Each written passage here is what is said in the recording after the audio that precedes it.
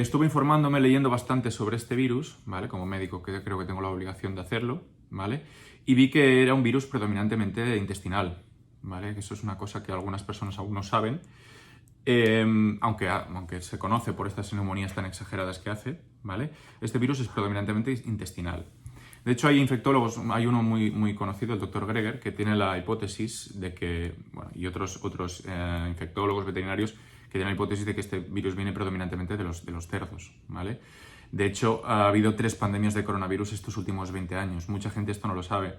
Una de ellas se cargó al 10% de la población de cerdos del mundo, ¿vale? Y ya, de hecho, en 2018 se examinaba uno de ellos, el del delta coronavirus porcino, y se veía de que podía efectivamente infectar células humanas de una forma bastante eficiente y otras especies, ¿no? Y se veía que mutaba mucho y era capaz de saltar entre especies, ¿no? Y avisaban ya a la comunidad médica de que era un virus bastante preocupante, ¿no? Y no se hizo mucho caso a esto, pero ¿qué quiero decir con eso? Que nosotros como médicos no podemos saber realmente cuánto tiempo hace que este virus lleva circulando, ¿no? Este brote, mutación masiva que hubo en Wuhan, yo personalmente creo que fue una mutación concreta que hubo igual con el pangolín, ¿no?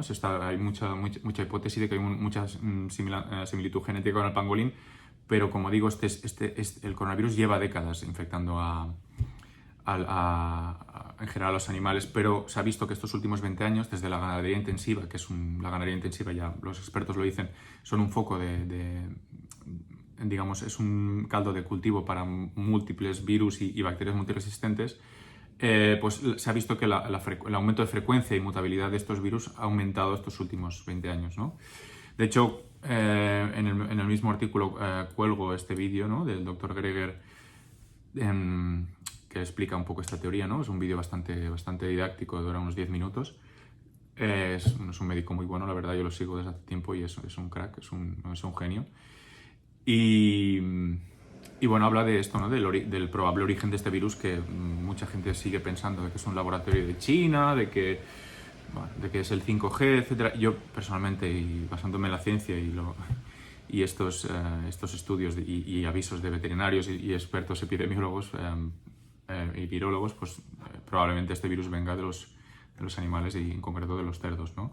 Yo realmente no me quiero centrar en indagar en el origen de este virus, ¿vale? Porque esto no me toca a mí, no soy experto tampoco en el tema, ya hay gente que lo hace, pero sí que quiero recalcar de que lo que quiero recalcar es que no podemos saber cuánto tiempo hace que el virus infecta a las personas, ¿vale? Tenemos PCRs para detectarlo desde hace unos meses, pero no sabemos cuánto tiempo ha empezado a infectar, y eso es una cosa que es así, ¿vale? De hecho, como ya hay indicios, según algún que otro estudio, de que puede llevar más de un año, incluso 2 años infectando a humanos, ¿no?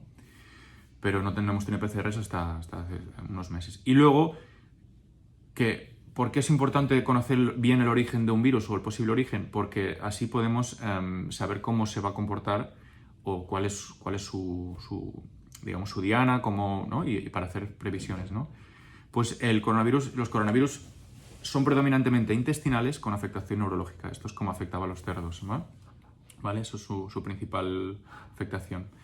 Entonces, cuando me informé de esto, entonces, digamos, cómo llegué, de forma lógica, cómo fui avanzando hasta llegar a la hipótesis que tengo ahora, ¿no?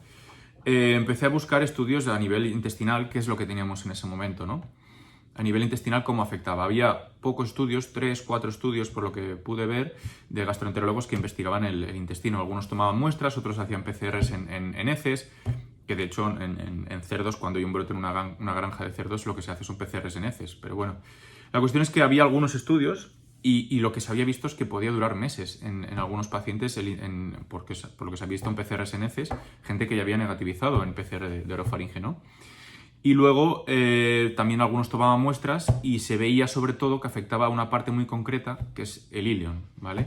Que es la parte final del intestino delgado, que es una parte relativamente corta, que la única función que tiene prácticamente es la absorción de esta vitamina, la vitamina B12, ¿vale? Es donde más, de hecho el ilion es donde más se expresa la enzima, que es la diana de este virus, que es la enzima conversión de angiotensina tipo 2, que es donde más se expresa con mucha diferencia de todo el cuerpo, ¿vale?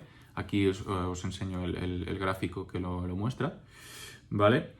Y esto ya se sabe desde marzo, abril, donde se empezó a investigar un poco a nivel intestinal. Lo que pasa es que creo que no se ha investigado lo suficiente, ¿no? Y por encima, muy por encima, recomendaban de valorar las implicaciones que tenía a nivel intestinal, pues eso, tener un virus durante más meses y que afectara a esta zona, ¿no? Pero parece como que no acaban de llegar a la conclusión de decir, hombre, pues vamos a ver si realmente las personas de estas que han tenido infección tienen algún problema con esta vitamina, ¿no? Entonces, cuando vi esto, entonces yo me pregunté, ¿puede ser que lo que esté pasando yo, lo que esté teniendo yo ahora, todos los síntomas que estoy teniendo pueden ser un déficit de esta vitamina?